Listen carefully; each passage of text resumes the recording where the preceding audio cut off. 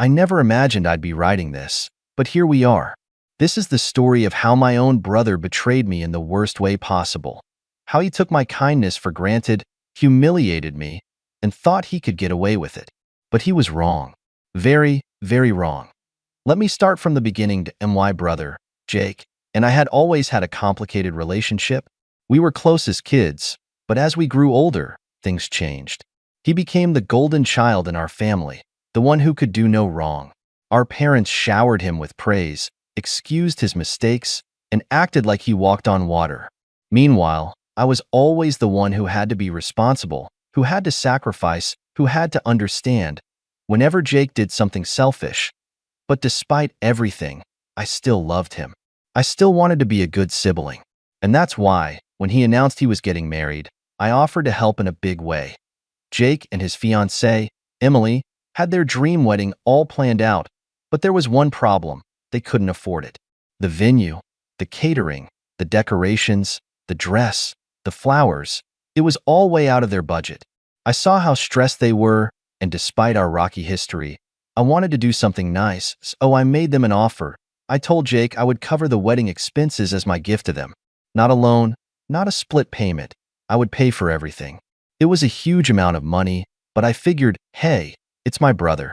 It's a once-in-a-lifetime event. If I could make him happy, why not? Jake was over the moon. Emily cried tears of joy. My parents gushed about how generous I was. It felt good. It felt like, for once, I was truly appreciated. But then, everything changed. The wedding planning went on, and I started noticing something odd. Whenever I asked about my role in the wedding, I was given vague answers. At first, I thought maybe they were just busy. But as time went on, I started getting a bad feeling in my gut. Then, about a month before the wedding, I received a text from Emily. Not even a call, just a cold, emotionless text. Hey, just wanted to let you know that we've decided to keep the wedding small and intimate. We hope you understand. Thanks again for everything. I read the message 3 times, thinking I must have misunderstood. I wasn't invited to a wedding I was paying for. I immediately called Jake. He didn't answer. So I texted him, asking what was going on. Hours passed before he finally responded. Look, we just don't think you fit the vibe of the wedding. It's nothing personal. Hope you're not mad. Not mad. I was fuming. My own brother had the audacity to take my money, plan his dream wedding, and then tell me I wasn't good enough to be there. I needed answers that I called our parents, expecting them to be outraged. But when my mom picked up, her response made my stomach drop. Oh, honey, just let it go. It's their special day. You don't want to make things awkward, do you? I couldn't believe it. They knew. They knew, and they didn't care. That's when I realized I was on my own. And that's when I decided, if they wanted a wedding without me, well, they weren't going to have a wedding at all. I sat there, staring at my phone, my mind racing. I had spent months watching Jake and Emily plan this wedding, offering advice when asked, covering deposits, and making sure everything was perfect for them. I had gone above and beyond to ensure they had the most magical day possible. And now, after all that, I wasn't even invited. Not only that, but the way they dismissed me, like I was some distant acquaintance instead of family, made my blood boil. I could have understood if there were budget restrictions or a venue capacity issue, but I was literally the one funding everything. There was no excuse. I needed time to process what had just happened. I put my phone down and sat in silence for a long time. At first, I felt hurt, crushed, even. But as the minutes ticked by, that sadness hardened into something else. Something sharper. They thought they could use me. They thought they could get away with it. They were wrong. At that moment, I knew I wasn't going to let this slide. But I wasn't about to throw a tantrum or beg them to reconsider. No, that's exactly what they expected me to do. Instead, I was going to be smart about this. I started by gathering all the information I had. Since I had paid for everything, I still had access to the contracts. The venue, the catering, the florist, the photographer. I had been the primary point of contact for most of these services. And since the payments had come from my account, that meant one very important thing. Everything was still in my name. A slow, calculated plan started forming in my mind. The wedding was still a few weeks away. That meant I had time. Time to make sure that when the big day arrived, things wouldn't go exactly as Jake and Emily had planned. But first, I needed to do some digging. I started scrolling through social media, looking at their posts about the wedding. Sure enough, their small and intimate guest list wasn't so small after all. Dozens of people were commenting about how excited they were to attend. Friends, extended family members, even coworkers. So I didn't fit the vibe, but all these people did. That was all the confirmation I needed. I took a deep breath, pulled up my emails, and started making a few phone calls. First on the list? The venue. I picked up the phone and dialed the venue's number. A polite woman answered, "Hello, this is Willowcrest Events. How can I assist you?" I kept my tone calm and professional. "Hi, I'm calling regarding the upcoming wedding for Jake and Emily on the 17th. I'm actually the one who made the booking, and I need to discuss some changes." "Of course," she said. "What changes would you like to make?" I paused for a moment, letting the anticipation build in my own mind. "Actually, I'd like to cancel the booking entirely." There was a short silence before she responded. "Oh, I see. Just to confirm, you are the one who made the payment and signed the contract, correct?" "That's right," I said. "The contract is under my name, and since I won't be attending the wedding, I've decided to withdraw my support. I understand there's a cancellation fee, but that's fine." She hesitated. "Well, since you're the contract holder, you do have the right to cancel. However, the deposit is non-refundable." "That's completely fine," I assured her. "Just go ahead and process the cancellation. Also, please make sure that any communication regarding this comes directly to me. I don't want anyone else making changes on my behalf." She agreed, and after a few minutes of confirmation, the venue was officially canceled. Point one down. I hung up the phone, already feeling a wave of satisfaction wash over me. But I wasn't done yet. Next up, the catering. Jake and Emily had planned an extravagant menu, multiple courses, an open bar, and a beautiful cake. They had raved about it for months. But once again, I was the one who had paid for it. I called the catering company and repeated the same process. "Hello, I'm calling regarding an upcoming event I booked for Jake and Emily. Unfortunately, there's been a change of plans, and I need to cancel the catering services." The woman on the other end asked if I was sure. "We're just a couple of weeks out, so there will be a cancellation fee. I understand." I cut in smoothly. "Go ahead and cancel everything." After a few minutes, it was done. The caterers were no longer preparing anything for the wedding. Point two down. I smirked, but I wasn't finished. The florist, the photographer, the decorations. I went down the list, one by one, canceling everything. Each call felt like reclaiming a piece of my dignity, like I was undoing every ounce of manipulation Jake and Emily had tried to pull on me. By the time I was finished, the entire wedding had been reduced to nothing but an empty venue. One that they no longer even had access to now. All that was left was to sit back and wait. Jake and Emily had no idea what was coming. The days leading up to the wedding were eerily quiet. Jake and Emily hadn't reached out to me at all, which told me one thing. They were completely unaware that their entire wedding had just been erased. I had to admit, there was a small part of me that wondered when they would figure it out. The venue, the catering, the decorations, surely someone had contacted them by now, right? But no, that I wasn't going to warn them. I wasn't going to give them a single hint. Instead, I waited. Then, the night before the wedding, my phone rang. It was my mother. I debated letting it go to voicemail, but curiosity got the better of me. I answered with a casual, "Hey, Mom." The first thing I heard was chaos, shouting, panicked voices. My mother's sharp, breathless tone. "What did you do?" I leaned back in my chair, a satisfied smirk creeping onto my face. "I don't know what you mean." "Don't play dumb," she snapped. "Jake just called me. He went to check on the venue, and everything is gone. No decorations, no tables, no setup, nothing. The staff told him the booking was canceled." I feigned surprise. "Wow, that's weird. Maybe he should ask whoever actually planned the wedding." Silence. Then she spoke again, quieter this time. "You canceled everything, didn't you?" I didn't even hesitate. Of course I did. I paid for it. It was in my name. And since I wasn't invited, I figured, why should I pay for something I'm not welcome at? There was a sharp inhale on the other end. You ruined your brother's wedding. No, I corrected, my voice calm. He ruined it the moment he decided to cut me out after taking advantage of me. I just made sure he faced the consequences. Another voice broke through the chaos in the background. Jake. He was yelling at someone, furious. What do you mean we have no food? The caterer canceled? What the hell is going on? I could practically hear his world crumbling. I checked the time.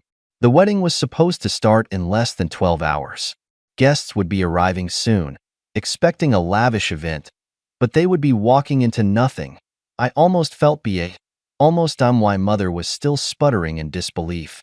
You really did this? Yes, I said simply, and I don't regret it. Before she could say another word, I hung up. Now, all that was left was to see how the disaster unfolded. The morning of the wedding arrived, and I could already imagine the sheer panic unfolding at the venue. Jake and Emily must have shown up expecting a picture-perfect setup, only to find a cold, empty space. No chairs, no flowers, no food, no music. Just an expensive, hollow room with nothing inside. I poured myself a cup of coffee and scrolled through my phone, waiting, and then, like clockwork, the messages started pouring in. Jake texted, "What did you do? You ruined everything. I hope you're happy." Emily texted, "You are beyond selfish. You knew how important this day was for us." I took my time before responding, sipping my coffee as I typed back a single message. "I wasn't invited, remember? Didn't seem like you wanted my involvement, so I just followed your lead." Silence. For a while, at least. Then my phone rang. Jake. I let it ring out. It rang again. And again. Finally, after the fourth time, I picked up. "Let me guess," I said dryly.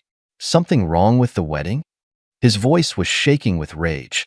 "Do you have any idea what you've done? People are arriving in a few hours. There's nothing here.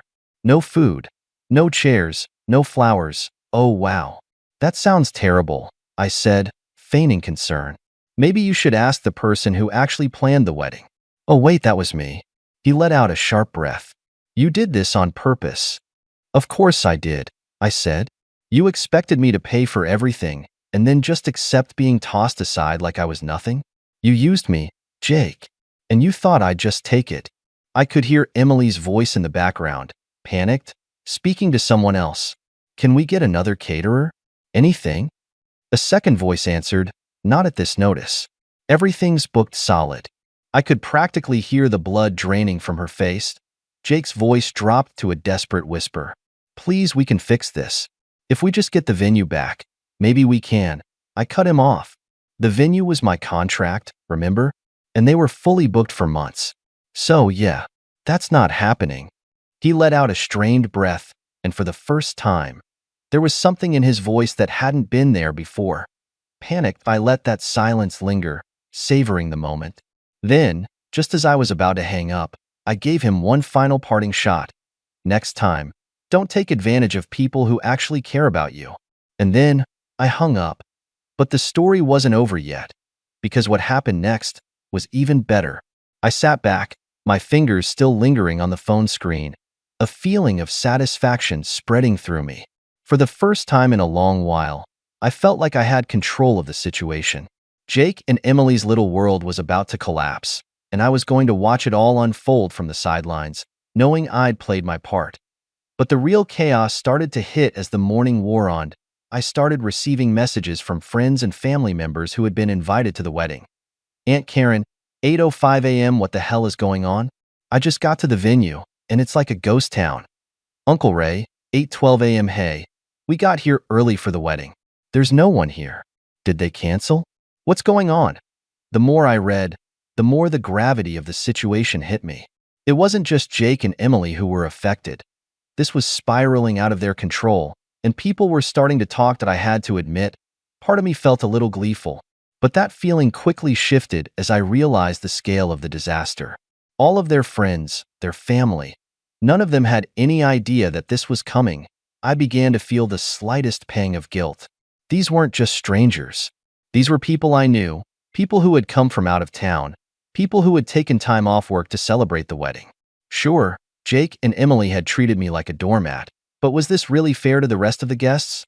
Then again, I couldn't help but remember how they had treated me. How Emily had laughed when I suggested I be part of the planning process. How Jake had made comments about me not fitting the vibe of the wedding. They deserved to feel this. I checked my phone again, and the messages kept coming in. Aunt Karen texted, "They're trying to fix it. They said the caterers are on their way now, but the venue is still empty." "What's going on?" Uncle Ray texted. "Everyone is starting to leave. No one knows what's going on." That I couldn't help it. I had to respond. I replied, "I heard the wedding was going great. Such a shame. But hey, I'm sure it'll work out. Maybe they'll find some food or a chair somewhere." It was petty, I knew. But it was so satisfying to watch the mess ripple through the family. Why now? I was starting to realize something. This wasn't just about getting back at Jake and Emily. This was about something bigger. Something that had been building for years. The more I thought about it, the more I realized how much of my life I'd spent putting up with their selfishness. The more I thought about everything I had done for them, only for them to completely disregard me at the first opportunity. And now, they were reaping what they had sown. But the icing on the cake was still to come. The day dragged on. I kept checking my phone, watching the disaster unfold from the comfort of my apartment. The messages kept coming in from family, and at first, they were all filled with confusion. But soon, the tone shifted. Aunt Karen texted, "I'm hearing rumors that the wedding is officially canceled. No catering, no setup, everything just gone?" Uncle Ray texted, "I think they've called off the whole thing. Everyone's heading home. This is crazy. Is this real?" I couldn't help but smile at how quickly things were unraveling. The idea of Jake and Emily having to explain this to everyone, how it was supposed to be the happiest day of their lives, and now it was a full-blown catastrophe, was so satisfying. But as the day went on, something unexpected started happening. Jake and Emily's calls became more frequent, more frantic. At first, I ignored them. But then, I saw the desperate text from Emily. Emily texted, "Please, just tell me you didn't cancel everything. I'll beg you. I'll do anything." Her tone was raw, pleading. She wasn't the smug, self-righteous Emily I knew anymore. Now, she was just someone desperate for help. But why should I give it to her? Why should I be the one to fix the mess that was entirely of their making? Still, I didn't answer immediately. I just let her stew in her panic.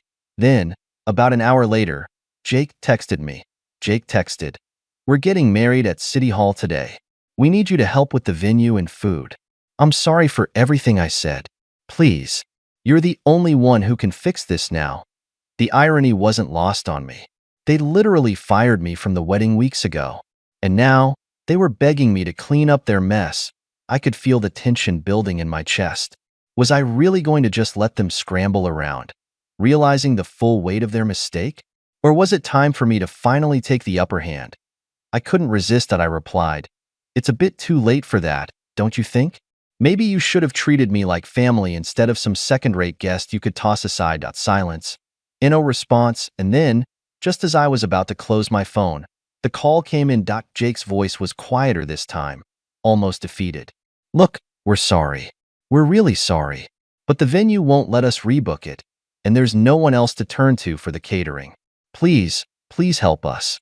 I could hear the panic in his voice, but there was something else too. Something else was happening, something I hadn't anticipated. They were desperate, but so was I. As I listened to Jake's shaky voice, I felt a tug of something unfamiliar, a sense of power. Here he was, pleading with me for help, after everything they'd put me through. After all the dismissive comments, the exclusion, the way they treated me as though I were invisible. Part of me wanted to hang up, walk away, and leave them to face the consequences of their actions. They deserved it, didn't they? They had been selfish, manipulative, and ungrateful, and now they were finally feeling the sting of their own choices. But there was something else, something darker, that I couldn't ignore. I had always been the one to clean up the messes they made. Always the one who gave, without getting anything back. I had spent years being the quiet one, the one who didn't rock the boat, who kept my feelings to myself. But this time, I wasn't going to fix their mess. Not unless I got something in return. "Jake," I said slowly, my voice measured, cold, "I'll help, but you're going to owe me. Big time. And I'm not talking about the money you promised me. There was a long pause. What do you mean? His voice was low, almost too afraid to ask. I mean, I said, letting the weight of my words settle. You're going to have to make things right. No more treating me like a nobody. No more excluding me. No more pretending I'm not important to this family. You're going to owe me respect from now on. And you're going to make it clear to everyone that I'm not just the one you use when things go wrong. There was silence again.